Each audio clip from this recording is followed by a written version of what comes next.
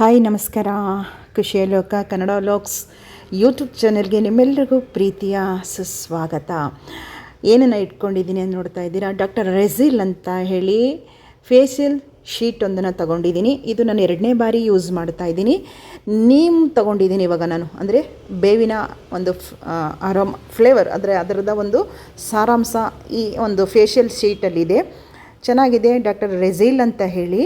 ನನ್ನ ಮುಖದಲ್ಲಿ white heads ಆಗ್ತಾಯಿದೆ, ಯಾಕೋ ಗೊತ್ತಿಲ್ಲ, ಏನು ವ್ಯತ್ಯಾಸ ಆಗಿದೆ ಅಂತ ಗೊತ್ತಿಲ್ಲ, ಆದರೆ ವೈಟ್ ಹೆಡ್ಸ್ ಆಗ್ತಾಯಿದೆ. ಅದಕ್ಕೆ ಇದೊಂದು ಫೇಶಿಯಲ್ ಶೀಟನ್ನ ಫೇಸ್ಗೆ ಅಪ್ಲೈ ಮಾಡ್ಕೊಳ್ಳೋಣ. ನೋಡಿ, ಇದೊಂಥರ ಶೀಟ್ ಥರ ಇದೆ. ಫೇಸ್ಗೆ ಈ ಥರ ಅಪ್ಲೈ ಮಾಡ್ಕೊಳ್ಳೋದು. ಒಂದು 15 ನಿಮಿಷದಿಂದ 1/4 ಗಂಟೆ ನಮ್ಮ ಮುಖದಲ್ಲಿ ಇದು ಇರಬೇಕು, ಈ ಶೀಟು. ಈ ಥರ ನಾನು ಇದು 2ನೇ ಬಾರಿ ಯೂಸ್ ಮಾಡ್ತಾಯಿದ್ದೀನಿ. ಒಂಥರ ಎಫೆಕ್ಟಿವ್ ಆಗಿ ಕೆಲಸ ಮಾಡ್ತು ನನ್ನ ಫೇಸ್ಗೆ.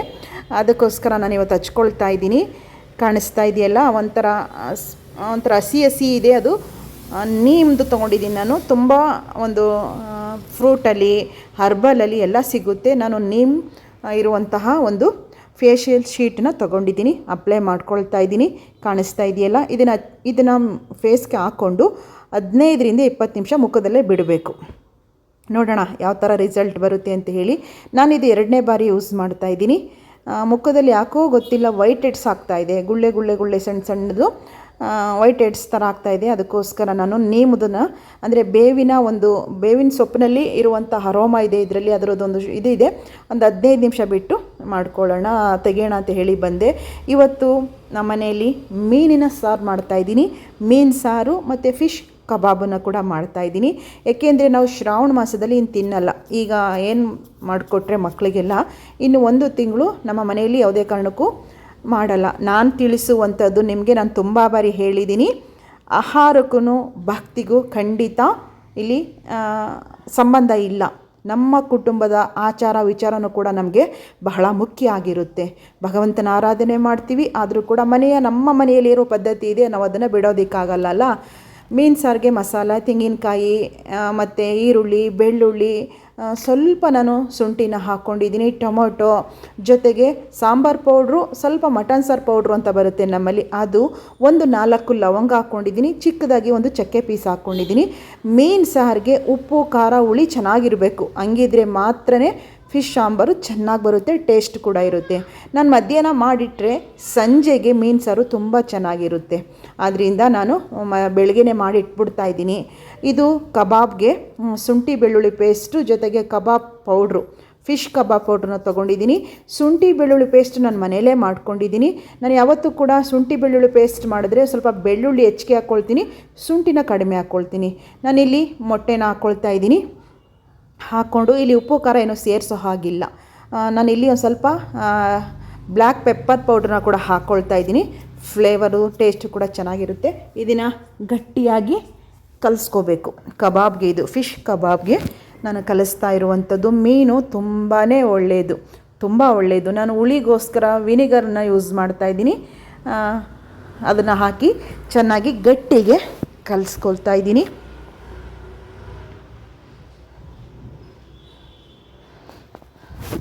ಮೀನು ತುಂಬಾ ಒಳ್ಳೆಯದು ಅಂತ ಹೇಳಬಹುದು. ಮೀನಿನ ಸಾರು, ಮಳೆ ಬೇರೆ ಇದೆ, ಚಳಿ ಇದೆ, ಮೀನು ಸಾರು ಜೊತೆಗೆ ಸೈಡ್ಸ್ ಕಬಾಬು, ಬಿಸಿ ರಾಗಿ ಮುದ್ದೆ ಇದ್ದರೆ ಎಷ್ಟು ಚೆನ್ನಾಗಿರುತ್ತಲ್ವಾ.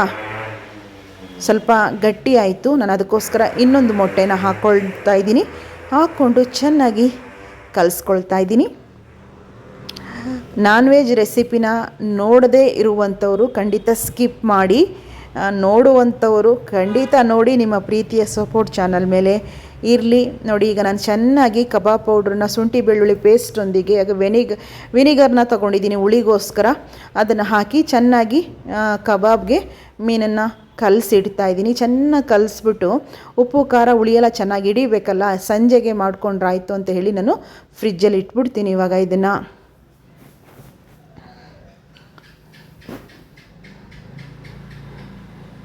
ಮಳೆ ಮೋಡ ಬೇರೆ ಇತ್ತು, ಅದಕ್ಕೆ ವಿಡಿಯೋ ಸ್ವಲ್ಪ ಕ್ಲಾರಿಟಿ ಕಡಿಮೆ ಇದೆ. ಸೂರ್ಯನ ಬೆಳಕು ಕಿರಣ ಜಾಸ್ತಿ ಇಲ್ಲಲ್ಲ, ಕಿಟಕಿಯಿಂದ ಸೂರ್ಯನ ಬೆಳಕು ಚೆನ್ನಾಗಿ ಬರುತ್ತೆ ಅಡುಗೆ ಮನೇಲಿ. ಆದರೆ ತುಂಬ ಮಳೆ ಮೋಡ ಇದ್ದರಿಂದ ಸ್ವಲ್ಪ ವಿಡಿಯೋ ಕ್ಲಾರಿಟಿ ಇಲ್ಲ ಅಂತ ಅನ್ನಿಸ್ತಾ ಇದೆ.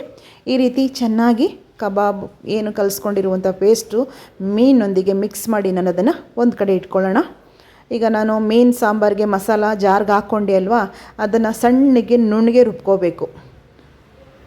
ಅಡುಗೆ ಎಲ್ಲ ಮಾಡಿ ಮಧ್ಯಾಹ್ನಕ್ಕೆಲ್ಲ ಮಾಡಿ ಇಟ್ಬಿಟ್ಟು ಸ್ನಾನ ಮಾಡ್ಕೊಬಂದು ನಾನು ವೀಡಿಯೋನ ಕಂಟಿನ್ಯೂ ಮಾಡಿರ್ತೀನಿ. ಹುಣಸೆ ಗೊಜ್ಜು ಕೂಡ ನೆನೆಸಿದ್ದೀನಿ. ಈಗ ಒಂದು ಬಾಣಲಿ ಇಟ್ಕೊಂಡಿದ್ದೀನಿ.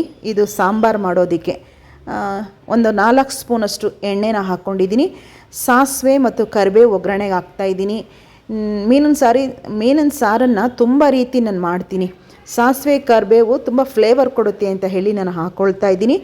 ರುಬ್ಬಿರುವಂಥ ಮಸಾಲ ಆಲ್ರೆಡಿ ನಾನು ರುಬ್ಬಿಟ್ಕೊಂಡಿದ್ದೀನಿ, ನೋಡ್ತಾ ಇದ್ದೀರಾ, ಮೀನಿನ ಸಾರಿಗೆ ಮಸಾಲ. ಇವಾಗ ಅದನ್ನು ಹಾಕ್ತಾಯಿದ್ದೀನಿ. ಯಾವತ್ತೂ ಕೂಡ ಮೀನಿನ ಸಾರಿಗೆ ಮಸಾಲ ರುಬ್ತೀವಲ್ಲ, ಮಸಾಲ ಚೆನ್ನಾಗಿ ಬೇಯಬೇಕು. ಲಾಸ್ಟಲ್ಲಿ ನಾವು ಮೀನು ಹಾಕೋಬೇಕಾಗಿರೋದು.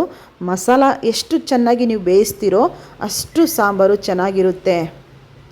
ನಿಮಗೆ ಎಷ್ಟು ತಿಕ್ನೆಸ್ ಬೇಕು, ಎಷ್ಟು ನೀರು ಥರ ಬೇಕು, ನೀವೇ ನಿಮ್ಮ ಸೆಲೆಕ್ಟ್ ಇರುತ್ತೆ. ನಾನು ಮೀಡಿಯಮಲ್ಲಿ, ಅತಿ ತೆಳುಗೂ ಇಲ್ಲ ಅತಿ ಗಟ್ಟಿನೂ ಕೂಡ ಮಾಡ್ಕೊಳ್ಳೋಣ.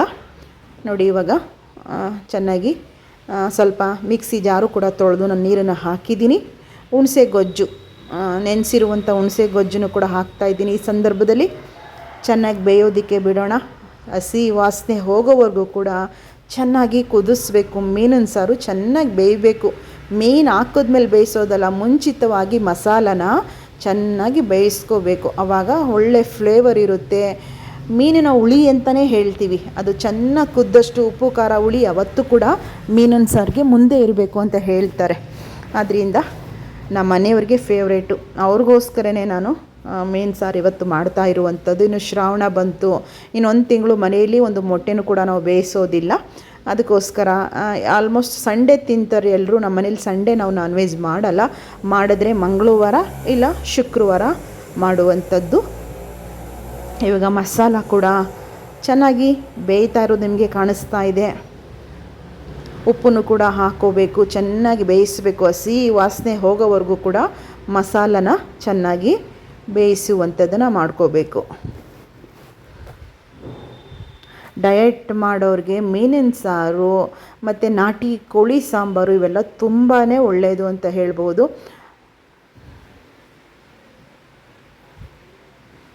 ಮೈಸೂರಲ್ಲಿ ಮಳೆ ತುಂಬ ಜೋರಿದೆ, ಮಳೆ ಬರ್ತಾನೇ ಇದೆ. ಇನ್ನು ನನಗೆ ಸಾಲು ತುಂಬ ಬ್ಯುಸಿ ಕೆಲಸ ನಡೀತಾ ಇದೆ. ಹೇಳ್ಕೊಳ್ಳೋಂಗಿಲ್ಲ, ಬಿಡೋಂಗಿಲ್ಲ, ಆ ಥರ ಕೆಲಸಗಳು ತುಂಬ ಬ್ಯುಸಿ ಆಗಿರುವಂತಹ ಒಂದು ಸಂದರ್ಭ ಅಂತ ಹೇಳಬಹುದು. ನೋಡಿ, ಮಸಾಲ ಬೆಂದಷ್ಟು ಕಲರ್ ಕಾಣಿಸ್ತಾ ಇದೆ. ನೀವೆಷ್ಟು ಚೆನ್ನಾಗಿ ಬೇಯಿಸ್ತೀರೋ ಕಲರು ಕೂಡ ಅಷ್ಟೇ ಚೆನ್ನಾಗಿ ಬರುತ್ತೆ. ಈಗ ಚೆನ್ನಾಗಿ ಬೆಂದಿದೆ, ಉಪ್ಪೆಲ್ಲ ಹಾಕಿದ್ದೀನಿ.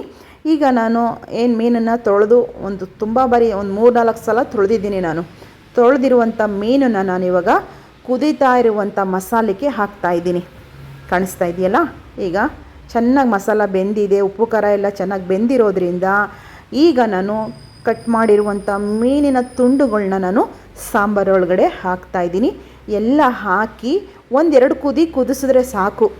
ಕುದಿಸ್ಬಿಟ್ಟು ಆಫ್ ಮಾಡಿ ಒಂದು ಪ್ಲೇಟ್ ಮುಚ್ಚಿಟ್ಬಿಡಿ. ಸಂಜೆ ಊಟ ಮಾಡಿ ಎಷ್ಟು ಚೆನ್ನಾಗಿರುತ್ತೆ ಅಂದರೆ, ಅದರಲ್ಲೂ ಮುದ್ದೆ ಒಂದಿಗೆ ಸೂಪರಾಗಿರುತ್ತೆ. ಮೀನು ಸಾರು, ಮೀನಿನ ಹುಳಿ. ನಮ್ಮ ಗ್ರಾಮೀಣ ಸೊಗಡಿನ ಭಾಷೆಯಲ್ಲಿ ಹೇಳ್ತೀನಿ ಅಂದರೆ ಮೀನಿನ ಹುಳಿ ಅಂದರೆ ಸೂಪರ್ ಅಂತ ಹೇಳಬಹುದು.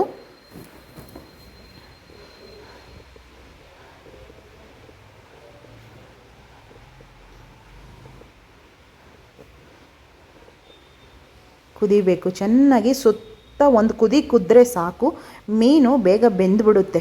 ಆದ್ದರಿಂದ ಮುಂಚಿತವಾಗಿ ನಾವು ಮೀನಿನ ಸಾರಿಗೆ ಏನು ಮಸಾಲ ಹಾಕ್ಕೊಳ್ತೀವೋ ಚೆನ್ನಾಗಿ ಬೇಯಿಸ್ಕೋಬೇಕು. ಆ ನಂತರ ನಾವು ಮೀನನ್ನು ಲಾಸ್ಟಲ್ಲಿ ಹಾಕಬೇಕು. ಲಾಸ್ಟಲ್ಲಿ ಹಾಕಿ 1 ಕುದಿ ಇಲ್ಲ 2 ಕುದಿ ಇಷ್ಟು ಸಾಕು. ಚೆನ್ನಾಗಿ ಕುದಿ ಹತ್ಬಿಟ್ರೆ ಮೀನು ಬೆಂದೋಗ್ಬಿಡುತ್ತೆ. ಮತ್ತು ಮುಚ್ಚಿಟ್ಬಿಟ್ರೆ ಅದರಲ್ಲಿ ಮಸಾಲದಲ್ಲಿರುವಂಥ ಉಪ್ಪು ಖಾರ ಹುಳಿ ಎಲ್ಲ ಮೀನಿಗೆ ಸೆಟ್ಟಾಗುತ್ತೆ. ಮೀನು ಚೆನ್ನಾಗಿ ಹೀರ್ಕೊಳ್ಳುತ್ತೆ. ನೀವು ಅದೆಷ್ಟು ಚೆನ್ನಾಗಿ ಹೀರ್ಕೊಳ್ಳುತ್ತೋ ಮೀನು ರುಚಿ ಚೆನ್ನಾಗಿರುತ್ತೆ, ತಿನ್ನೋದಕ್ಕೂ ಕೂಡ ರುಚಿ ಅಂತ ಕೂಡ ಅನಿಸುತ್ತೆ. ನೋಡ್ತಾ ಇದ್ದೀರಾ, ಮೀನು ಸಾರಿನ ಫೈನಲ್ ಅಂತ. ಈಗ ಇನ್ನೇನೋ ಮೀನು ಸಾರು ಆಯಿತು ಅನ್ನಬೇಕು ನಾನೀಗ. ಸುತ್ತ ಚೆನ್ನಾಗಿ ಒಂದು ಕುದಿ ಬರಲಿ. ಅಷ್ಟರಲ್ಲಿ ಮೀನು ಕಬಾಬು ಕೂಡ ಎಲ್ಲ ಕಲಸಿ ಇಟ್ಟಿದ್ದೀನಲ್ಲ, ಅದನ್ನು ಫ್ರಿಜ್ಗೆ ಇಟ್ಬಿಡೋಣ. ಒಂದು 2-3 ಅವರು ನೆನೀಲಿ ಮಸಾಲದ ಜೊತೆ ಅಂತ ಹೇಳಿ. ಕುದೀತಾ ಇದೆ, ಚೆಂದ ಕುದಿ ಹತ್ತಲಿ. ಮೀನು ಸಾರು ನೀರು ದೋಸೆ ಜೊತೆಗೆ ಚೆನ್ನಾಗಿರುತ್ತೆ. ಮೀನು ಸಾರು, ರಾಗಿ ಮುದ್ದೆ, ಅನ್ನಕ್ಕೂ ಕೂಡ ಅನ್ನ ಊಟ ಮಾಡೋಕ್ಕೂ ಕೂಡ ಚಂದ ಅನಿಸುತ್ತೆ ಮೀನು ಸಾರು. ಇವತ್ತಿನ ವಿಡಿಯೋ ನಿಮಗೇನು ಅನ್ನಿಸ್ತು ಅನ್ನೋದನ್ನು ನನಗೆ ಕಮೆಂಟಲ್ಲಿ ತಿಳಿಸಿ. ವಿಡಿಯೋ ಇಷ್ಟ ಆಗಿದೆ ಅನ್ನೋದಾದರೆ ಲೈಕ್ಗಳನ್ನ ಮಾಡಿ, ಚಾನಲ್ಗೆ ಮೊದಲ ಬಾರಿಗೆ ಬಂದು ವಿಡಿಯೋ ವೀಕ್ಷಣೆ ಮಾಡ್ತಾ ಇರುವಂಥವ್ರು ಸಬ್ಸ್ಕ್ರೈಬ್ ಮಾಡ್ಕೊಳ್ಳಿ. ಹಾಗೂ ನಿಮ್ಮೆಲ್ಲರ ಪ್ರೀತಿಯ ಸಪೋರ್ಟ್ ಕಮೆಂಟ್ ಮೂಲಕ ನನಗೆ ತಿಳಿಸಿ. ನಿಮ್ಮ ಮನೆಗಳಲ್ಲಿ ನೀವು ಹೇಗೆ ಮೀನು ಸಾರುಗಳು ಮಾಡ್ತೀರಾ ಅಂತ ಕೂಡ ಹೇಳಿ.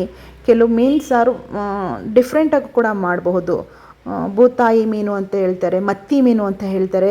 ಆ ಮೀನಿಗೆ ತೆಂಗಿನಕಾಯಿ ಯೂಸ್ ಮಾಡ್ದೇ ನಾವು ಸಾರು ಮಾಡಬಹುದು, ತುಂಬ ಒಳ್ಳೆಯದು ಅಂತ ಹೇಳ್ತಾರೆ. ಅದನ್ನು ಮಕ್ಕಳಿಗೆ ನೆನಪಿನ ಶಕ್ತಿ ಬರುತ್ತೆ ಮೀನನ್ನು ತಿನ್ನಿಸೋದ್ರಿಂದ ಅಂತ ಕೂಡ ಹೇಳ್ತೀವಲ್ವ. ನೋಡಿ, ಈಗ ಮೀನು ಸಾರು ಆಯಿತು. ನಾನು ಗ್ಯಾಸನ್ನು ಆಫ್ ಮಾಡಿದೆ. ಆಫ್ ಮಾಡಿದ್ಮೇಲೆ ನೋಡ್ತಾ ಇದ್ದೀರಾ, ತುಂಬ ಚೆನ್ನಾಗಿ ಬಂದಿತ್ತು. ಒಳ್ಳೆ ಫ್ಲೇವರ್ ಇದೆ, ರುಚಿನೂ ಕೂಡ ಉಪ್ಪು ಖಾರ ಹುಳಿ ಎಲ್ಲ ಪರ್ಫೆಕ್ಟಾಗಿ ಬಂದಿದೆ. ನಾನು ಮಾಡುವಂಥ ಮೀನು ಸಾರು ನಮ್ಮ ಫ್ಯಾಮಿಲಿಲಿ ಎಲ್ಲರೂ ಇಷ್ಟಪಡ್ತಾರೆ. ಚೆನ್ನಾಗಿ ಮಾಡ್ತೀಯ ಮೀನು ಸಾರು ಅಂತ ಕೂಡ ಹೇಳ್ತಾರೆ. ನೋಡ್ತಾ ಇದ್ದೀರಾ, ತಿನ್ನಬೇಕು ಅನಿಸುತ್ತಲ್ವಾ? ತಿನ್ನುವಂಥವ್ರಿಗೆ ಖಂಡಿತ ಮೀನು ನೋಡಿದ ತಕ್ಷಣ, ಅದರಲ್ಲೂ ಮೀನು ಹುಳಿ ಮೀನು ಸಾರು ನೋಡಿದ್ರೆ ತಿನ್ನಬೇಕು ಅಂತ ಕೂಡ ಅನಿಸುತ್ತೆ.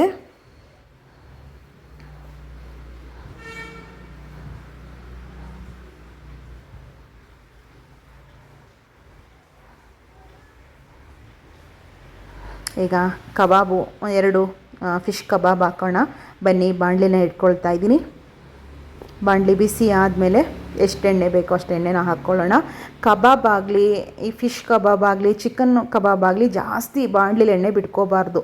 ಎಷ್ಟು ಬೇಕು ಅಷ್ಟು ಬಿಟ್ಕೊಳ್ಳೋಣ. ನಾನು ಒಂದು ಬಾರಿ ಹೆಚ್ಚು ಅಂದರೆ ಇನ್ನೊಂದು ಬಾರಿ ಮಾಡ್ತೀನಿ ಅಷ್ಟೇ. ಪದೇ ಪದೇ ಅದೇ ಎಣ್ಣೆನ ನಾನು ಉಪಯೋಗಿಸಲ್ಲ. ನಾನು ಚೆಲ್ಬಿಡ್ತೀನಿ ಅದನ್ನು, ಅದು ಯೂಸೇ ಇಲ್ಲ. ನಾನೇನು ವಾರಗಳಲ್ಲಂತೂ ನೆಲ್ಲ ಯಾವುದೂ ಕೂಡ ಇಟ್ಕೊಳ್ಳಲ್ಲ. ಎಲ್ಲ ಕ್ಲೀನ್ ಮಾಡ್ಕೊಬಿಡ್ತೀನಿ. ಹಿಂದಿನ ದಿನವೇ ಎಲ್ಲ ಕ್ಲೀನ್ ಮಾಡಿಕೊಂಡೆ ನಮ್ಮ ಮನೇನ ನಾನು ಶುದ್ಧ ಮಾಡಿಕೊಂಡೆ ಶುರು ಮಾಡ್ಕೊಳ್ಳೋದು ವಾರದ ದಿನಗಳಲ್ಲೆಲ್ಲ. ಎಣ್ಣೆ ಕೂಡ ಬಿಸಿ ಆಗಿದೆ. ಇವಾಗ 2 ಪೀಸ್ ಮೀನನ್ನು ಕಬಾಬ್ಗೆ ಕಲಸಿಟ್ಟಿರುವಂಥ 2 ಪೀಸನ್ನು ನಾನೀಗ ಎಣ್ಣೆಲಿ ಹಾಕ್ತಾಯಿದ್ದೀನಿ. ತುಂಬ ಕ್ರಿಸ್ಪಿಯಾಗಿ ತುಂಬ ಟೇಸ್ಟಾಗೂ ಕೂಡ ಬಂದಿತ್ತು. ಚಳಿ ಇದೆ, ಫಿಶ್ ಕಬಾಬು ಅಂದರೆ ಸೂಪರ್ ಅನಿಸುತ್ತೆ. ಇನ್ನು ತವಾ ಫ್ರೈ ಕೂಡ ತುಂಬ ಇಷ್ಟ ಆಗುತ್ತೆ. ತವಾ ಫ್ರೈ ಅಂತ ಬರುತ್ತೆ ನೋಡಿ, ಅದು ನಮ್ಮ ಮನೆಯವ್ರಿಗೂ ಇಷ್ಟ. ಕಬಾಬು ಮಕ್ಕಳಿಗೂ ಕೂಡ ಇಷ್ಟಪಡ್ತಾರೆ. ಮೀನು ತಿನ್ನಬೇಕು ಇವರೇ, ಏಕೆಂದರೆ ಬರೀ ಫಿಶಲ್ಲಿ ಫ್ಯಾಟ್ ಅಷ್ಟಾಗಿರೋದಿಲ್ಲ, ಒಳ್ಳೆಯದು. ಅದರಲ್ಲೂ ಸಾರಲ್ಲಿ ಮಾಡಿರುವಂಥ ಮೀನು ತಿನ್ನೋದ್ರಿಂದ ತುಂಬಾ ಒಂದು ಆರೋಗ್ಯದ ದೃಷ್ಟಿಯಿಂದ ಒಳ್ಳೆಯದು ಅಂತ ಕೂಡ ಹೇಳಬಹುದು. ಹಾಗೆ ಸೌತೆಕಾಯಿ ಜೊತೆಗೆ ಈರುಳ್ಳಿನೂ ಕೂಡ ಹಚ್ಚಿಟ್ಟಿದ್ದೀನಿ.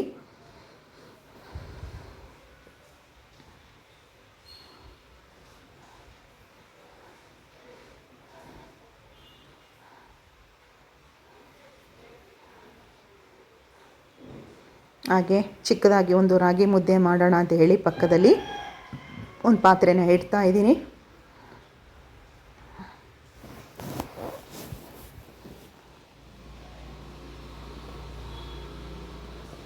ಮೀನನ್ನು ಎಣ್ಣೆಗೆ ಹಾಕಿದ್ಮೇಲೆ ಪದೇ ಪದೇ ಇದು ಮಾಡಬಾರ್ದು, ಮಿಕ್ಸ್ ಮಾಡ್ತಾ ಇರಬಾರ್ದು. ಒಂದು ಕಡೆ ಚೆನ್ನಾಗಿ ಬೇಯಲಿ ಅಂತ ಬಿಡಬೇಕು. ಸ್ವಲ್ಪ ಸಾಧಾರಣ ಗ್ಯಾಸ್ ಉರಿನ ಇಟ್ಕೊಂಡು ಬೇಯಿಸ್ಕೊಳ್ಳುವಂಥದ್ದನ್ನು ಮಾಡ್ಕೋಬೇಕು.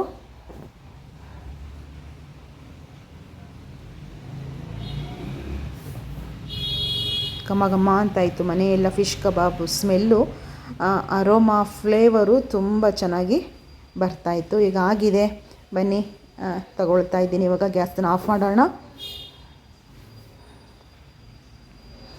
ನೋಡ್ತಾ ಇದ್ದೀರಾ, ಜೊತೆಗೆ ಸಲಾಡು ತರಕಾರಿ ಅಂದರೆ ಸೌತೆಕಾಯಿ ಮತ್ತು ಈರುಳ್ಳಿನ ಹಾಕ್ಕೊಳ್ತಾ ಇದ್ದೀನಿ. ಕಬಾಬ್ನ ಹಾಕ್ತಾಯಿದ್ದೀನಿ. ಹೇಗಿದೆ, ತುಂಬ ಚೆನ್ನಾಗಿ ಬಂದಿದೆ. ಬನ್ನಿ, ಮುದ್ದೆನೂ ಕೂಡ ಆಗಿದೆ. ಮೀನು ಸಾರನ್ನು ಪ್ಲೇಟ್ಗೆ ಬಡಿಸೋಣ. ಮುದ್ದೆ ಕೂಡ ಆಗಿದೆ.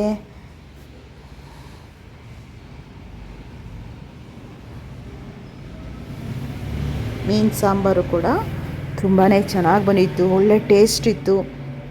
ಘಮ ಅಂತ ಇತ್ತು ಮೀನು ಸಾರು. ಬನ್ನಿ ಎಲ್ಲರೂ ಊಟ ಮಾಡೋಣ. ಮೀನು ಸಾರು, ಕಬಾಬು ಜೊತೆಗೆ ಒಂದಿಷ್ಟು ಸಲಾಡು ಅಂದರೆ ಈರುಳ್ಳಿ ಸೌತೆಕಾಯಿ ಒಂದಿಗೆ ಬಿಸಿ ಬಿಸಿ ಒಂದು ಸಾಂಬಾರು ಜೊತೆ ಮುದ್ದೆ ಊಟ ಮಾಡ್ತಾಯಿದ್ರೆ ಆಹಾ ಅಂತ ಅನಿಸುತ್ತೆ ತಿನ್ನುವಂಥವ್ರಿಗೆ. ಜೊತೆಗೆ ಕಬಾಬ್ ಕೂಡ ಇದೆ. ಹೇಗಿತ್ತು ಅಂತ ಹೇಳಿ ನನಗೆ ಕಮೆಂಟಲ್ಲಿ ತಿಳಿಸಿ. ಬನ್ನಿ, ನಂದು ಒಂದು 20 ನಿಮಿಷ ಆಯಿತು ಈ ಪ್ಯಾಕನ್ನು ಹಾಕಿ ತೆಗೆಯೋಣ ಅಂತ ಹೇಳಿ ಬಂದಿದ್ದೀನಿ, ಎಲ್ಲ ಬಿಟ್ಟೋಗ್ತಾ ಇದೆ, ಅದು ಗೊತ್ತಾಗುತ್ತೆ ನಮಗೆ. ಈಗ ತೆಗಿಯೋಣ. ಚೆನ್ನಾಗಿತ್ತು. ನನಗೆ ಇದು 2ನೇ ಬಾರಿ ತಗೊಳ್ತಾ ಇದ್ದೀನಿ. ಎಲ್ಲ ಏನು ಇದು ಕಾಸ್ಮೆಟಿಕ್ಸ್ಗಳನ್ನೆಲ್ಲ ಸೇಲ್ ಮಾಡ್ತಾರೆ ನೋಡಿ, ಬಳೆ ಸ್ಟೋರ್ಗಳು ಕೂಡ ಸಿಗುತ್ತೆ. ನೋಡಿ, ನನಗೇನೋ ಒಂಥರ ಫೀಲಿಂಗ್ ಚೆನ್ನಾಗಿದೆ ಅಂತ ಕೂಡ ಅನ್ನಿಸ್ತು. ತೆಗೆದ್ಮೇಲೆ ಒಂದು ಸಲ ಚೆನ್ನಾಗಿ ತಣ್ಣೀರಲ್ಲಿ ಮುಖ ತೊಳ್ಕೊಬೇಕು, ಯಾಕೆಂದರೆ ಅದೊಂಥರ ಅಂಟು ಥರ ಇರುತ್ತೆ. ನಾನು ಈಗ ಮುಖನ ತೊಳ್ಕೊಂಡು ಬಂದೆ. 1-2 ಸಲ ಚೆನ್ನಾಗಿ ತೊಳ್ಕೊಬೇಕು. ತೊಳೆದು ಒಂದು ಟವಲಲ್ಲಿ, ಜಾಸ್ತಿ ಉಜ್ಜು ಒರೆಸ್ಬಾರ್ದು, ಒಂಥರ ಫೇಸ್ ಚೆನ್ನಾಗಿ ಫೇಶಿಯಲ್ ಮಾಡ್ಕೊಳ್ಳೋ ಥರನೇ ಚೆಂದ ಅನಿಸುತ್ತೆ.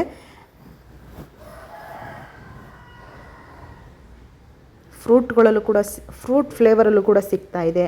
ಆರೆಂಜು, ಆ್ಯಪಲ್ಲು ಮತ್ತು ನೀಮು, ಇದರಲ್ಲೆಲ್ಲ ಥರನೂ ಕೂಡ ಸಿಗುತ್ತೆ. ನನಗೊಂಚೂರು ಮಾಯ್ಶ್ಚರೈಸಿಂಗ್ ಕ್ರೀಮ್ನ ಹಚ್ಕೊಳ್ತಾ ಇದ್ದೀನಿ. ತುಂಬ ಸ್ಮೂತಾಗಿರುತ್ತೆ ಫೇಸ್. ಇವಾಗ ನೋಡ್ತಾ ಇದ್ದೀರಾ, ನನಗೂ ಕೂಡ ಚೆಂದ ಅಂತ ಕೂಡ ಅನ್ನಿಸ್ತು.